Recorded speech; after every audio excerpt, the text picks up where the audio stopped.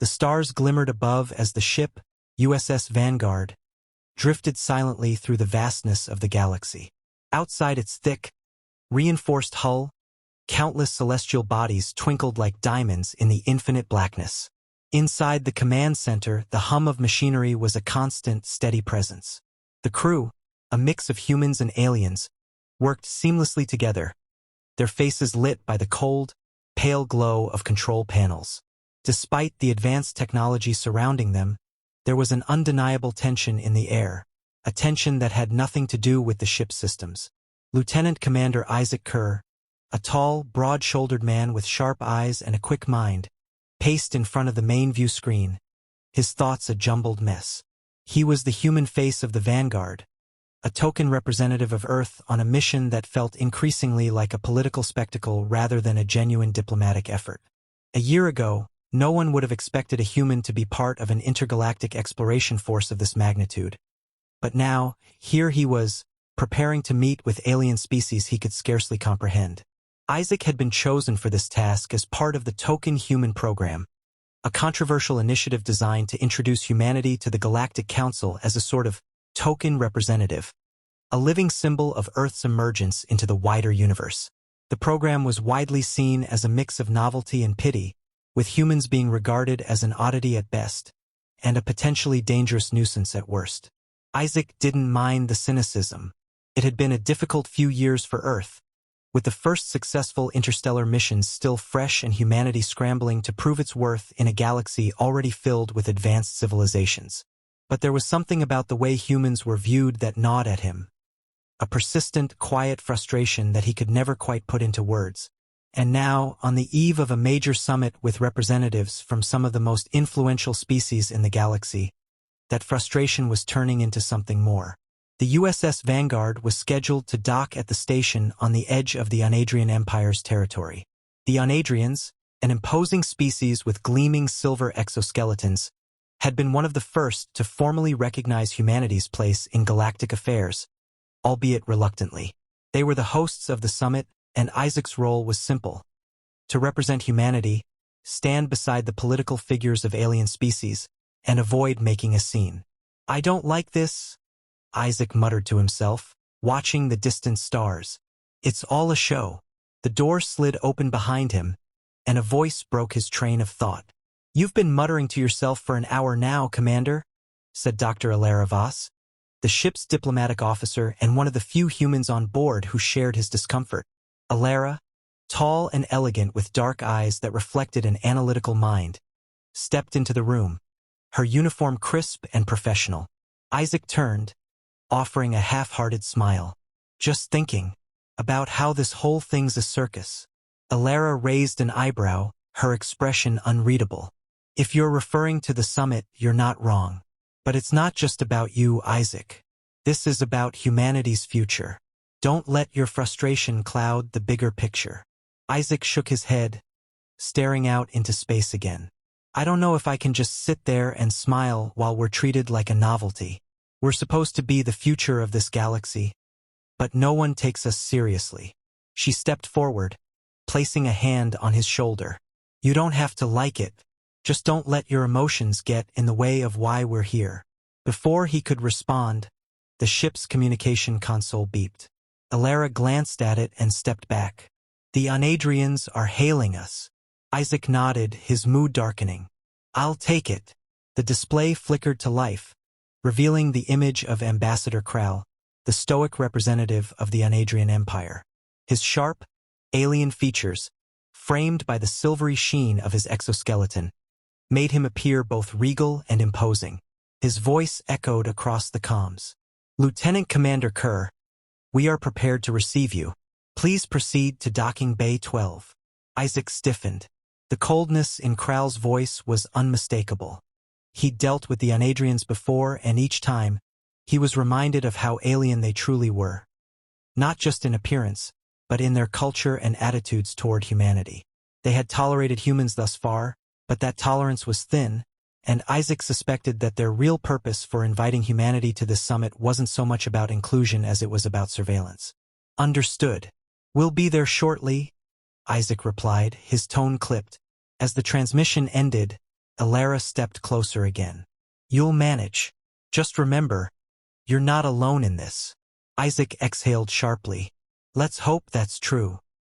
The Vanguard glided toward the docking station, a gleaming structure nestled within the shadow of a massive asteroid. Isaac's stomach churned as he observed the alien architecture, the curves and lines that seemed impossibly complex. For all the beauty and ingenuity the galaxy had to offer, there was always an underlying unease in the presence of beings who viewed humanity as little more than a curiosity. No one knew for sure, and Isaac couldn't decide whether that uncertainty filled him with hope or dread. He joined Alara and the rest of the delegation in the docking bay, where a transport awaited them.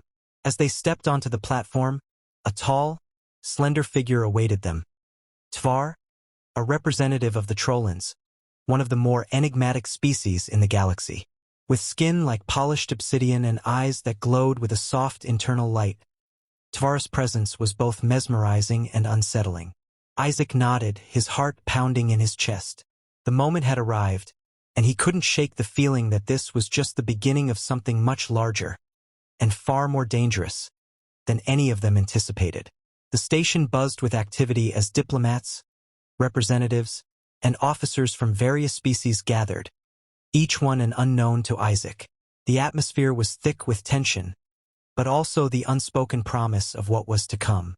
The Galactic Council was no longer an abstract idea, it was a reality, and humanity was now a part of it, whether the galaxy was ready for them or not.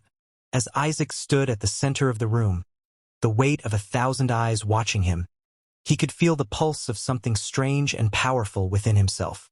He had always been ordinary, just another man with ordinary dreams. But now, for the first time, he wondered if humanity had a secret it was yet to fully understand. The meeting commenced with formalities, but Isaac's mind wasn't focused on the words being exchanged.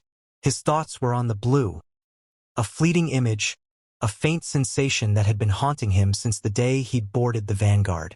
Something about this summit, about the Unadrian's invitation, felt like more than just politics. There was something beneath the surface, something calling to him. And as he caught a glimpse of a distant figure in the crowd, an alien race Isaac had never encountered before, his suspicion grew stronger. This was no ordinary mission. This was the beginning of a journey that would define humanity's place in the galaxy, if they survived it. As the discussions continued, Isaac's heart raced. The answers he sought were within reach, and yet they eluded him. Isaac Kerr's eyes scanned the ornate hall, its ceiling a labyrinth of shimmering metal and crystal, designed to evoke a sense of grandeur and formality. Diplomats from dozens of species filled the room, murmuring in their various languages, exchanging pleasantries in a spectacle of colorful, alien attire. But to Isaac it felt like a performance, a carefully rehearsed dance. He stood at the edge of the room, a quiet observer, knowing all too well that despite his position, he was an outsider in this glittering world. Alara Voss stood beside him, her expression serene yet tense, the weight of her diplomatic role evident in the way she held herself. She had warned him repeatedly about the dangers of underestimating the galaxy's political complexities. She had, after all, been part of the human delegation to the Unadrian Empire for years before the token human program had taken off. But even Alara, with her wisdom and experience, couldn't prepare Isaac for what was unfolding. The Unadrians are keeping their distance, Isaac murmured, watching as Ambassador Krell exchanged cold pleasantries with the representatives of the Chintar Confederacy. The Chintar, known for their sleek, insect-like features and hive-minded society, were notoriously difficult to navigate in diplomatic circles. Yes, Alara replied, her gaze following the Unadrian ambassador's every move. They're not hostile, but they don't seem eager to engage with us either. They're keeping their options open. Isaac frowned. Options for what? Alara didn't respond immediately. Her gaze shifted to a group of Trollan delegates, their dark skin shimmering in the ambient light, standing close to a figure that Isaac had not noticed earlier. The figure was tall, its movements unnaturally fluid as it approached the center of the room. Its eyes glowed faintly, a soft azure hue, and Isaac felt a slight shiver crawl down his spine. He had heard rumors about a new race, a species whose presence was as elusive as it was powerful. A strange sense of foreboding settled over him. He turned to Alara, who was already studying him with a knowing look. "That's them, isn't it?" Isaac asked, his voice barely above a whisper. Alara nodded. "Yes, the Otha. Not much is known about them. They've only just entered galactic politics, but they've made an impact. None of us know exactly what they're capable of, but their reputation precedes them." Isaac's gaze flickered back to the Otha. The way they carried themselves was unsettling. A quiet confidence that spoke volumes despite the absence of any formal introductions or rituals. They weren't here by chance. They were a force to be reckoned with. And Isaac suspected they were watching humanity closely. As the summit began, Isaac found himself seated at the far end of the long, gleaming table, flanked by Alara and a few other members of the human delegation. The room was divided into factions, each cluster of species conspiring or conversing with one another, exchanging information, and testing the waters for what lay ahead. It was clear that each race had a different agenda. Some came for trade, others for influence, and still others to learn what humanity had to offer. A soft, metallic chime signaled the beginning of the first round of discussions, and the room fell into a hushed silence. Isaac's heart raced as the debate began, but it didn't take long for the mood to shift. Every word exchanged, every gesture, was carefully measured, diplomacy in its most finely tuned form. Isaac found himself lost in the sea of alien rhetoric, the weight of his own presence as a human growing more oppressive with each passing moment. As the discussion continued, Isaac's mind wandered back to the Otha. They were seated at the far end of the room, their eyes not just watching the proceedings but seemingly evaluating every person in the room. He couldn't shake the feeling that they were waiting for something to happen, something he couldn't yet identify. The sudden sharp shift in the atmosphere snapped Isaac back to attention. He noticed, almost too late, that Kral had risen from his seat, his voice cold and cutting as he addressed the room. "Humanity," Kral's voice echoed through the hall, "has been a curious species to observe. You've taken your first steps into the galaxy, but your understanding of the stakes remains lacking." Isaac's stomach dropped as every eye in the room turned toward him. He forced himself to sit upright, his hand gripping the edge of the table. The Unadrian's words were laced with contempt, but Isaac knew better than to show weakness. He met Kral's gaze, silently challenging him to continue. "The Unadrians," Kral continued, "are not here to simply congratulate you. You are a token, a symbol, a stepping stone for the rest of your kind. But make no mistake, the Galactic Council will not tolerate recklessness or naivete."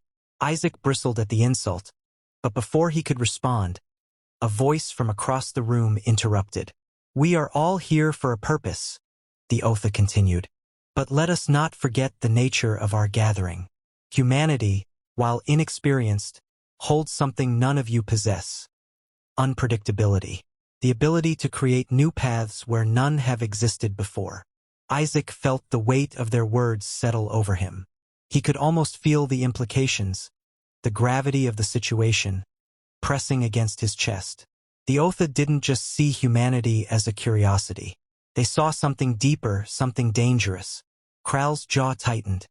He clearly didn't appreciate the Otha's interference, but he remained silent, for the moment at least. The room's focus shifted from the two of them back to the larger issue at hand, the precarious balance of power in the galaxy. Alara leaned toward Isaac, her voice a low whisper. "They know. They understand something we don't. The Otha, they're not just here to observe. They're testing us." Isaac felt a surge of unease. Testing them? For what? Before he could ask, the next round of discussion began, the conversation now dominated by the question of trade and resources. Isaac found it hard to focus, his mind swirling with possibilities. But amidst the debate, one thought lingered in the back of his mind. The Otha were not allies. They were something else entirely, and he could no longer shake the feeling that they knew something humanity didn't. And that, Isaac realized, was the problem. Humanity was playing a game they didn't even fully understand. The stakes were higher than they knew, and the Otha, for all their cryptic words, were the only ones who seemed to grasp the real danger. As the summit progressed, Isaac couldn't shake the feeling that the true test wasn't about diplomacy or trade. It was about survival, and whether humanity had what it took to carve a place in a galaxy that was far more dangerous than any of them had anticipated. The discussions continued, but Isaac felt no closer to understanding what was truly at stake. The Otha were watching, and somewhere, hidden deep within the folds of their mysterious presence, Isaac sensed a truth that could change everything. But the truth was elusive, just like the answer to the strange blue light he had glimpsed earlier. Something about it was familiar yet foreign. Something about it felt like it was meant for him alone. The vast hall hummed with tension as the summit neared its climax. Isaac Kerr stood at the center of the room, feeling the weight of 1,000 eyes upon him, as if the entire galaxy was watching, waiting to see whether humanity would succeed or falter.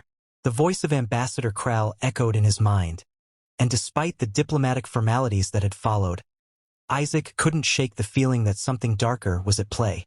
The Otha's cryptic warning about unpredictability, the rising tension between factions, and the underlying currents of unease that permeated the summit. All of it led Isaac to one undeniable conclusion. This wasn't just a diplomatic mission anymore.